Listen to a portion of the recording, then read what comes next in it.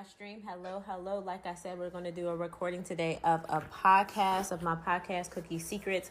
It is available on Apple Music Apple Podcast and Spotify. If you're interested going on there, you can answer any questions at the end of the podcast, right? We'll leave a couple minutes ready for people to ask whatever questions that you want to ask at the end. Okay, make sure we keep them mature, professional. Mature though, let's put it like that. All right, so hello, Tiara. How are you? Hi, Sophie. I'm good. How are you? I'm great. I'm so happy to talk to you again. It's been like forever. The last time I talked to you, I think I was had my stuff over at the spot on Penn Avenue. And Right. that was the last time that we actually connected. I ended up not even going there anymore. It was a craziness, but that's another story for another day that we can discuss. But I actually am very excited about this podcast. You said you listened to a couple episodes, right? Yes. Perfect. And what did you think so far? I really liked the kink episode. Oh, awesome. The first one that we did, that was perfect. That was with Patrice, and it was great. I kind of let my first couple episodes, they weren't as deep and as explicit as I wanted them to be, but I wanted people to really want to come to my podcast, so I didn't want to make it too crazy. But this episode is actually my first episode of, it's a series that I'm doing called The Journey of the O. So you are the first episode of that series. That's going to come out. Yeah. That's going to come out for next time. And people are really looking forward. This is the series everybody's looking for that has been listening to my podcast and live streams and everything for like the last 3 years. They love this stuff. So this is the one that they're definitely looking for. All right. So the first thing I want you to do, of course, I have my live stream going on. I want you to tell me a little bit about yourself and what you do, so they can kind of get a feel. Okay, so I kind of do a lot. So I'm Tiara. I now live in Cleveland, but I am born and raised from Pittsburgh, graduated from Penn Hills High School. Currently, I am first and foremost a mom. I have 3 little girls. I have a career. I work for a condominium association. I'm dealing with luxury clients. I'm doing some stuff over there. And then I also have my business, Respect Marketing, which is basically an overall company. I like to do all the behind the scenes stuff. So this is going to be something different for me because I don't like the spotlight. But you got me, Toki. And you put me on the spot. So I'm gonna try to give you a good show. Oh man, you don't worry about it. It's gonna come out naturally. It comes out naturally. Most of the time, people are like, I have no idea what you expect from me, but I'm like, you'll see. Once I edit and put everything together, you'll see exactly you'll understand why I did this. It'll all make sense to you, and you'll know that you were exactly who I needed for this. Right? Well, that's good. When I put it together, I wanted to have someone do this podcast that was just a regular person like that maybe people didn't know, that I could really put their name out there and do my flyers and everything and put their name out there, and I wanted to do it from how can I put this? I wanted it to be just like a regular conversation that we're having, and I feel like if I would have got anyone else, because they're like, we're really close and we're friends, it wouldn't have been as authentic because they would know what I was talking about. And so that brings me to my first question, because our topic today is about cookie power. So the cookie referencing our cookie, our yonis, our pussies, our punanies, or however way you want to put it. I like to call it my cookie. What is your definition of cookie power?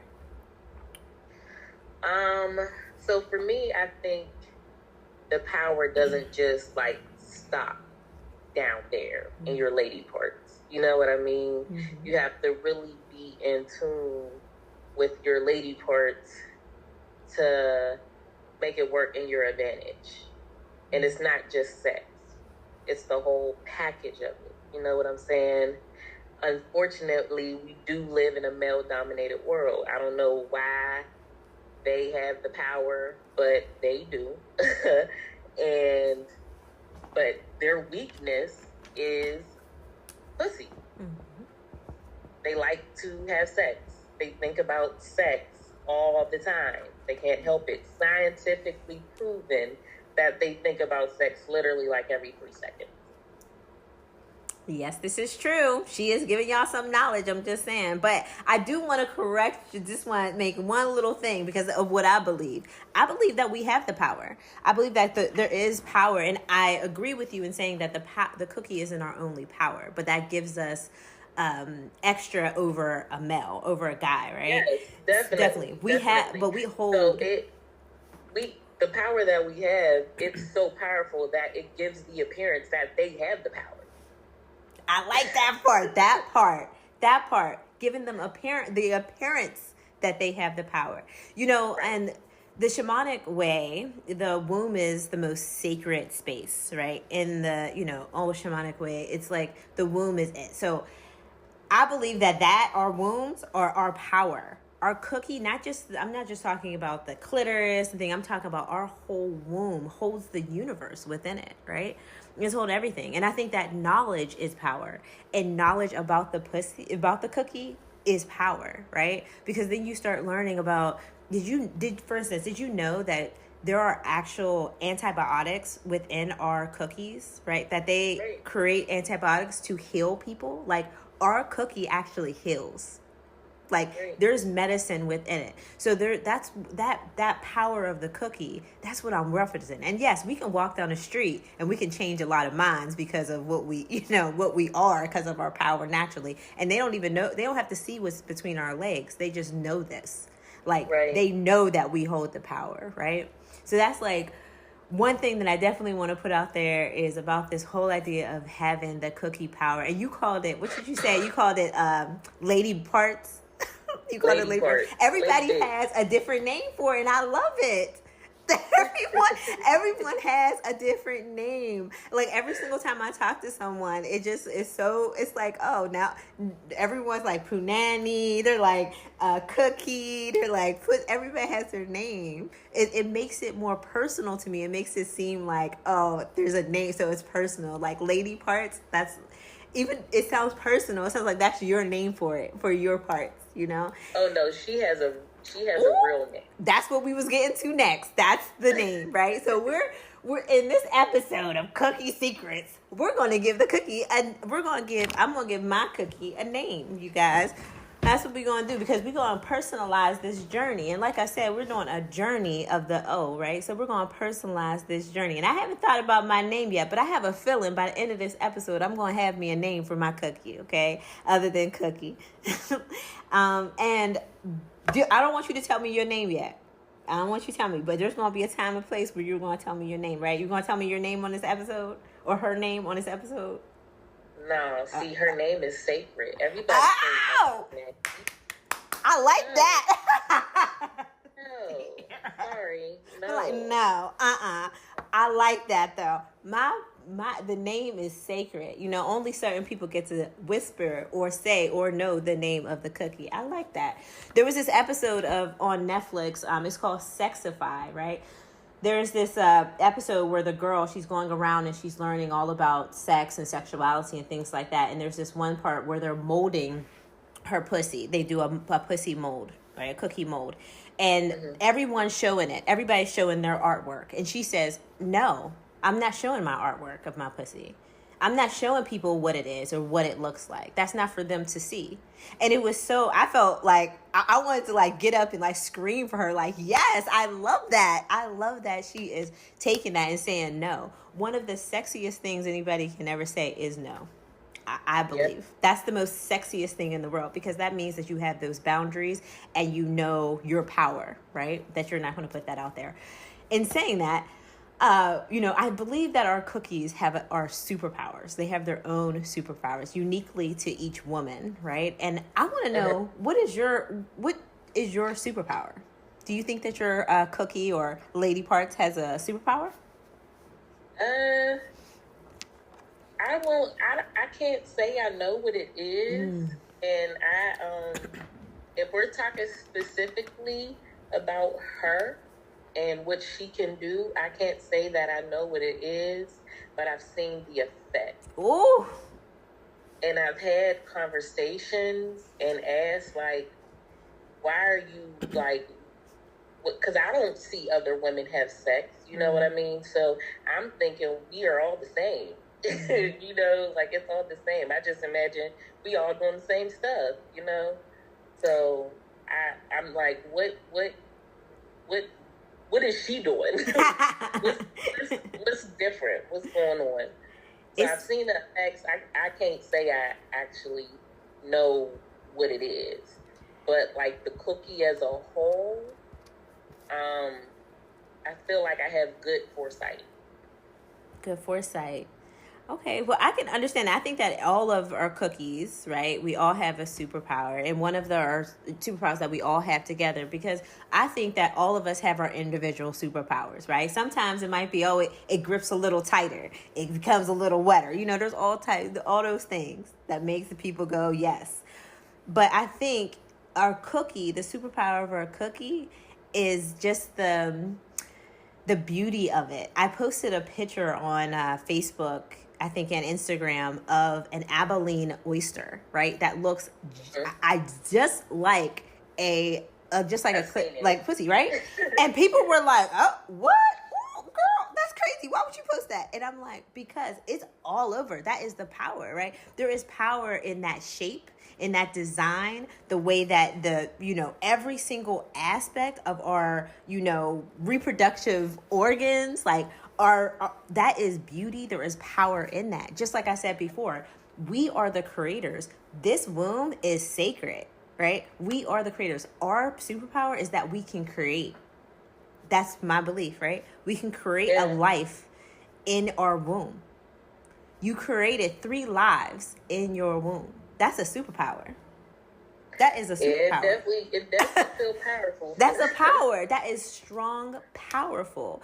And the attraction, I mean, this goes chemically or scientifically, the attraction to men to women is really in reproduction, right? So they are attracted to a woman, and men and women to men. We look at them like, are they going to be able to provide and and take care of children or whatever the case may be, right? But we are the womb. We are the creator. Whether they leave, stay, whatever, we are the womb. We are the superpower. They are just the added bonus, I guess. But we are the superpower to it. And I think that's what our superpower is.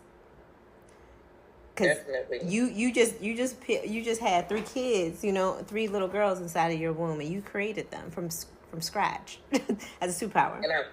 And still kicking, girl. And still kicking, and from scratch, like in your womb. That's a superpower. Now, there's this idea, of course, of superpowers and super beings being good and evil, right? And my next question is, how do you use your powers for evil? How do you use them for evil? Let's see. How do I use my powers for evil?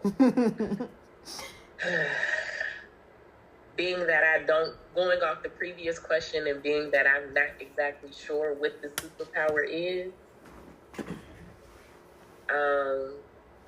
Think about that superpower being like a, not necessarily personal to you, but think about it as it's overall, like being a woman, right? So not just your cookie, but think about you as a woman and your power as a woman, right? And how do you use that power for good, and how do you use that power for evil? And when I refer to evil, I'm not saying you murdering someone or anything like that. I'm saying evil as in a way that might make people go, maybe that was interesting. I'll give you an example for myself. I use my powers for evil being seductive, right? So I can be overly seductive. I can go into a store and I can get what I want by being a little flirty, right?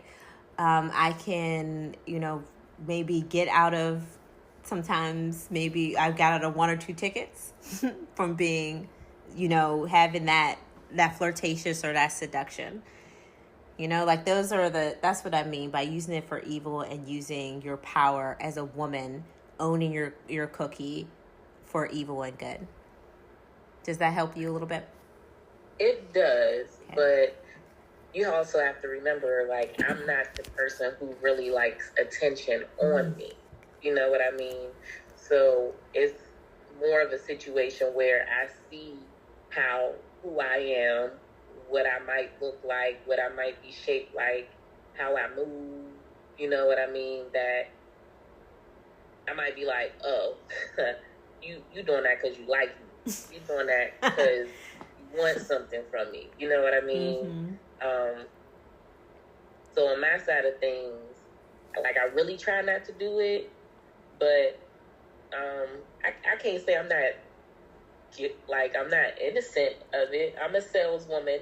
At the end of the day, I'm in sales, and it's a male-dominated arena, like we spoke of earlier. So using the cookie to manipulate, maybe, I guess. Yeah, I could say that. To soften situations. Yeah. Yeah, I'll say that. Yep. I like that. Soften situations, using the cookie to soften situations. That is, not really using it for evil, but it is using it for evil, right? Because you're manipulating a situation, but it's softening the situation. That the cookie, or as a woman, we hold this power, but it comes with empathy and compassion most of the time, and a softness that doesn't normally come from. Fortunately, it comes with empathy. Don't stop. It comes. We can't help it. We can't help it. It's in us. I've been trying to tell people this all week. I said I'm not changing. I've never changed. I'm not going to change. I'm going to be this soft, emotional, empathetic, compassionate person for the rest of my life. But I'm going to figure out a way to use it to my advantage, right? Boundaries. Exactly, boundaries. Saying no. Boundaries. That's huge, right? Is setting those boundaries early. Yes, boundaries. But you said soften situations. I love that. I actually wrote that down. That's definitely going to be something that I'm going to type up when I write the blog, because I think that is so important, that as women, that's what we do. We soften situations. So in a male dominated arena where we're working, that is how we use our powers, right? By manipulating the situation and by changing viewpoints. And it's even in the inflection in our voice. We can change a whole situation by the way that we speak. I used to work at Target, and I was a manager there, and I was so impressed by one of the managers. We worked in guest service, and people would come in all the time, and they would be yelling and screaming at us, you did something wrong. And she would go in and she would say, why are you yelling at me? And just look at them. And, sir, I never yelled at you before. And these men would go, shoo, super soft. Oh, that's not what I meant. That's not what I meant. Because they didn't know how to handle that. They didn't know they expected somebody to match them. But when that happened, they would immediately come down. And I was so impressed by that. So softening a situation, I agree. There's a lot of times if the woman stands up, a lot of conflict wouldn't happen, right? Right. So I know for myself, a lot of people know, and if you're listening to this podcast, you know of my past trauma. But I don't think that trauma has to just be about sexual trauma. I think trauma is, giving birth. Giving birth can be traumatic. Dealing with day-to-day life, things that go on, and even ancestral, your ancestors had trauma, and it lives in our body, right? And we might not even be aware of this trauma, but it lives within us. And I think that has stopped me. It stopped me for a while in loving myself fully, that trauma, because I didn't know how to process it within my body, especially when I don't even know it, right? And it's from my ancestors or whatever, and I don't even realize it. So I didn't know how to process that trauma. How has, if you have dealt with any trauma, or if maybe you've even seen someone dealing with trauma, doesn't have to be specific to you unless you want to talk about specific trauma. But how has trauma hindered people from loving themselves fully? Do you think that it has stopped? Yeah, and I'll even give an example because I definitely feel like it's an important one, and it's something that you mentioned. And giving birth to a child is very traumatic. I feel like it's probably the closest to death that women get, and I've had nothing but traumatic experiences with my births, except for the last one. That was the most closest to normal. And I've had all 3 C-sections. But the last one was the closest to normal. That was the first time I actually gave birth and heard my baby cry. Wow. So that's a lot of trauma. You know what I mean? And the major surgeries and the medications and all that other stuff. So in being a mom, going through those traumatic situations, and the PTSD that women go through after pregnancy and giving birth, it's real. And I don't think people don't understand how real it is. And it's literally probably like a 2-year process before you even feel like yourself again or even know who you are again. So in having multiple children, that has hindered me from loving myself properly because sometimes I'm just trying to get back. And it gets easier. It definitely does. But it's almost like I don't even have time to love myself. Yeah. But I had an F them kids year where I loved myself greatly. And that's how I was able to come to this realization of this horrible system that women go through with the PTSD, not be taken serious, and women are doing terrible things to their children or terrible things to themselves. It's serious. So what did recovering, or not recovering, but what did healing from that trauma look like to you? What did that look like? Time is definitely important because we, as women, we really do lose control of our bodies during when we're menstruating and when we're pregnant. We really don't have any control of anything that's going on in our bodies. Not our weight, not our appetite, not anything. We have no control of anything. So time, nothing but time can heal that. Not all the medications in the world can handle that. So time, definitely. And then recognizing that I'm still myself, separate from being a mother. Recognizing that my kids are okay and they will be okay. I don't have to overcompensate.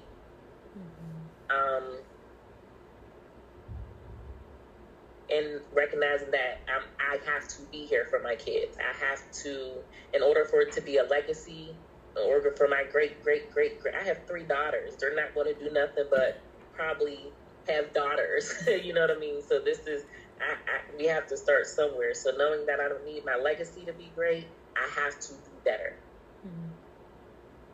Did you do anything to reconnect with your cookie? Like anything that, like, I don't have kids. I don't have any children. So when the mothers come on this, when I interview the moms, I ask questions from the perspective of somebody who doesn't have kids, that has no idea, right? So whenever you deal with this traumatic situation, and this is just from my perspective, you deal with this traumatic situation, you gave birth to this child, and now you maybe want to get reconnected with your cookie again. Maybe you're looking to have sex. You want to have maybe that isn't what was wanted. I want to know more about reconnecting or realize or coming to terms with your new cookie. How does that look? What does that feel like? What is that about? For me, it's like riding a bike, sis. Oh. Like riding a bike, she said. Damn That's it. why you riding the bike. Hop right back on She it. said, Let's look, go. da-da. Yeah. Just do this. We I all love interested that. in what's about to go on. Let's see. I love it here. Yup, just like that. So it's just like bike. You just jump back on that. You just and go on, right? And Yeah. and you're still able to orgasm and all that good stuff after you have a child. How long do they tell you to wait after you actually give birth in order to have sex again? I think 6 weeks. And what is that like after after you have a child? You know, what is that experience like, especially after that traumatic situation for you personally? I feel like it's fine though, because it's coming immediately, like the first 24, 48 hours, 3 days, a week after birth. You don't even feel the same. You know what I mean? Just so even being pregnant, and just like, for me, I probably was like 185 pounds when I delivered, right? And then to go to the doctors the next week and I'm 135 pounds. And that's my pre-pregnancy weight. So I'm back to normal. So now I'm even confused, because what happened to all that weight? My baby wasn't 50 pounds. So where did 50 pounds go? Am I dying? Is something, like your brain's not there. When your brain, every part of your body went through a traumatic situation. So you're not even yourself. You're just really just trying to get back, especially with the C-section. You know what I mean? I can't even move how I want to move. So I'm just trying to sleep, eat, keep this baby alive, and repeat. And how old are your kids now? My oldest will be 14, and then I have a 5-year-old and a 4-year-old. I love it. Oh, they're little. That's so cute. Yeah. I love it. All right, so I have a question for you that it's kind of new for me. Is the healing ceremony after trauma. So it's like a yoni or cookie healing ceremony. In my experience, after I dealt with my trauma, I basically couldn't reconnect with my body. I didn't want to have sex. I didn't want anybody to touch me. I kind of became very standoffish. And a friend of mine gave me a healing crystal. And it's just the shape of a small vibrator. And it goes in, and it's a crystal. And you meditate, and you think about this trauma. And you take that energy and you put it into this yoni egg, or this, this small little vibrator shape type thing. And you meditate on it. And it's a whole ceremony to help you through that trauma and get your cookie prepared to, get it comfortable again and happy again for it to be able to deal in, sexual experiences. Have you, I've done it. It's a very... It definitely made me cry. My friends were like, this is going to break you. It's going to make you cry. It's going to take, because you're not avoiding it. Like normally you're not thinking about it that hard, but this is actually telling you, sit down and think about this and go through it again and heal yourself through it. And it is extreme, and you're doing it all by yourself. Right. So it's extreme. Now I would recommend that to a lot of people if they're ready and comfortable in doing that. But I would definitely say if you want to, and if you think that you're comfortable enough, you should definitely try it. For those who have not tried a healing ceremony, who have dealt with womb trauma, should definitely try that. Now, there's another thing too. There's the yoni steam. Have you ever tried a yoni steam before? No, I've seen the stuff. I've read the stuff. But I'm like real careful of what I'm allowing next to my stuff. Yo, let me tell you something about these yoni steams. So I did a whole write-up on the yoni steams. I did a whole blog on it. I actually went to Yoni 412 with Darissa. So I said, okay, I'm going to go to this spot. And Darissa, I love her. I love Darissa. But I was scared going in there first time, because I was like, I don't know what to expect. And she has a little teeny shop. It's really cute. It's very personal. right? Little shop, and she makes everything like a holistic healer. She makes everything, and she does it, and it was very relaxing, and you feel completely different afterwards. And it smells really good. And I have endometriosis, right? So I get these really, really bad cramping. And I've had it since forever, right? So I get really bad cramping, really heavy menstrual cycle. And after I got the yoni steam, that stopped. I haven't had the bad cramps like that. And excuse me, and she even understood the science that most women without endometriosis can sit on the pot for 30 minutes. With someone with endometriosis, I can only sit there for 15. And she knew this. She's very knowledgeable, and she knew her stuff. So if you ever decide to ever do a yoni steam, definitely there. You said the reason why you're kind of hilarious, you just don't know, you don't, say that one more time for me. I don't want to mix up your words. I'm very careful about what I put in my area. Yeah, so this is steam. This is tea steam. That's all. So it's a special combination. She'll put regular herbs. It's regular herbs that she puts, and it looks like a crock pot. Honestly, you're sitting over a crock pot, right? But the steam of the herbs that are in there are going into your cookie. And that's the medicine. And it's pouring out a lot of the toxins and things or not that your cookie can't clean itself, because it definitely can. Let's put that out there. Our cookies are powerful, okay? We got superpowers. So it can definitely clean yourself, but it is something about those herbs that works and helps you out. I can attest to it for sure. So it's definitely. I'm going to tell you this. If I come to Pittsburgh, I'll go with you. Okay, so the next question that I wanted to ask you was, and we're going to get a little deeper here, is we're going to talk about self-touch and masturbation. And I want to know about how did I put that in the questionnaire? Do you practice self-touch and masturbation?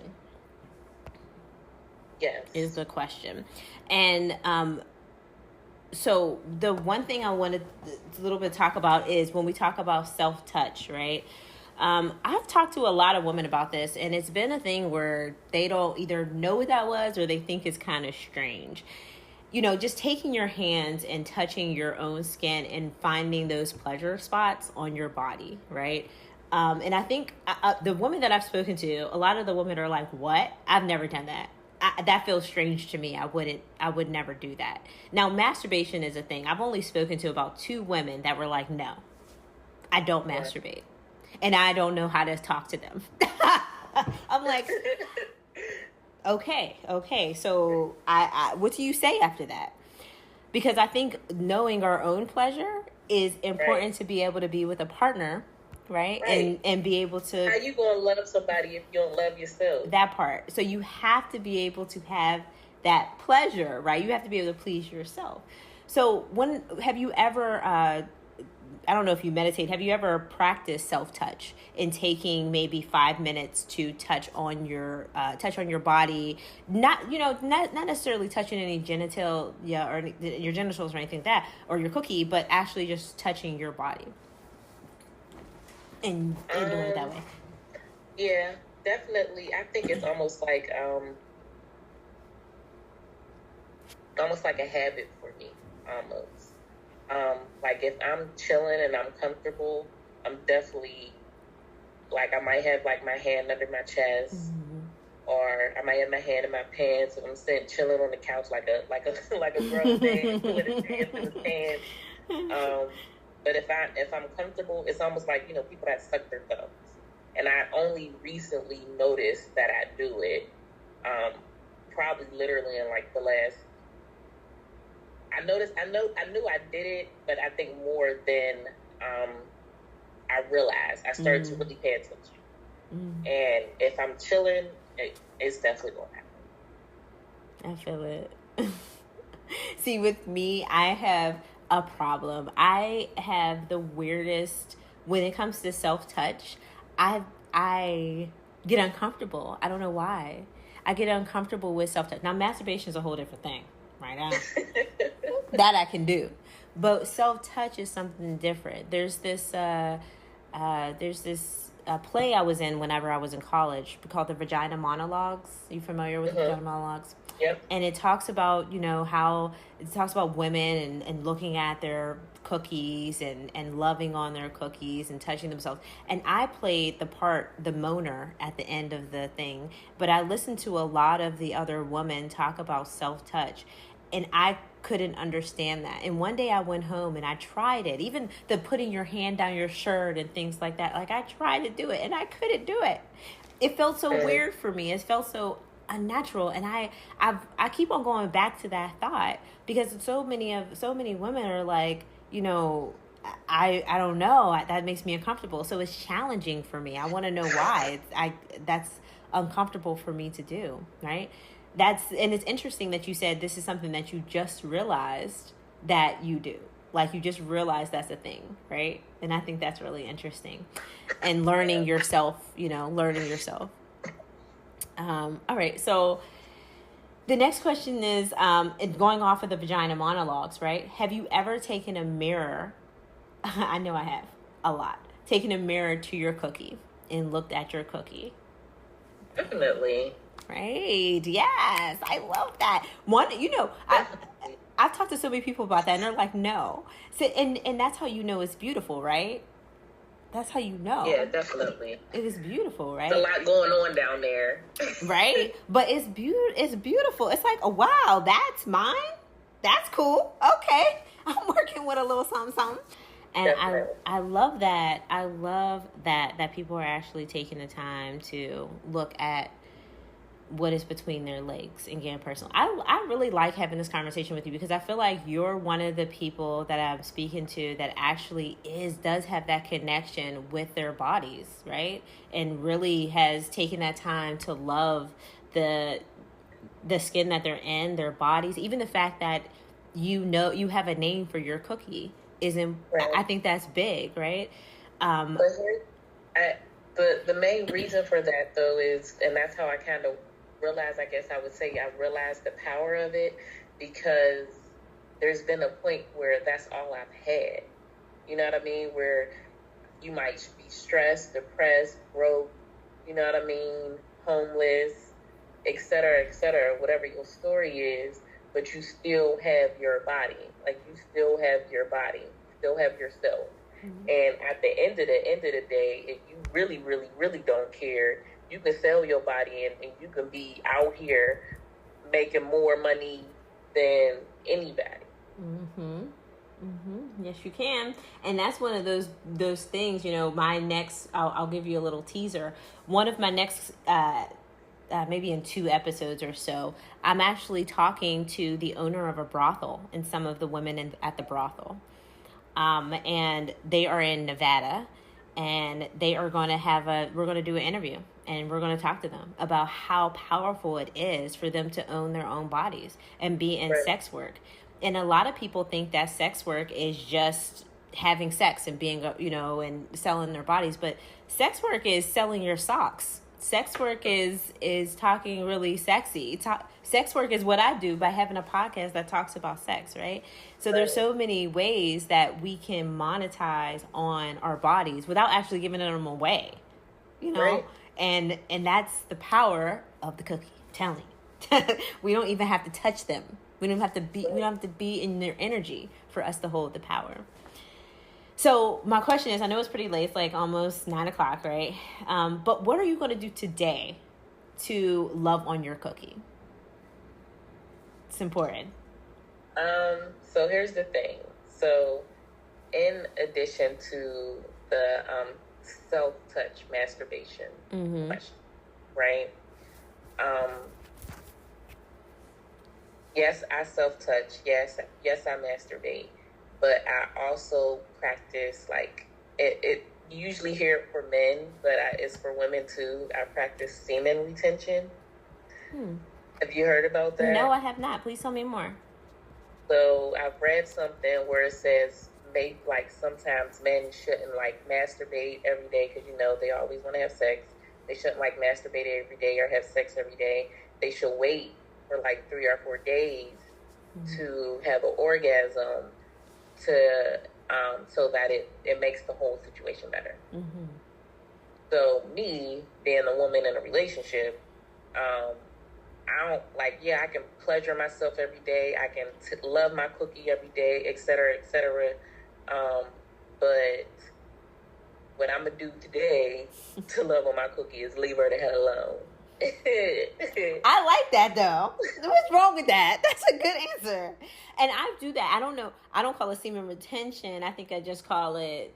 I don't even know what I call it. But I think that you can become overindulgent of you can't overindulge, right? When masturbating, you can't do too much. This is a real thing. Like, you can do too much.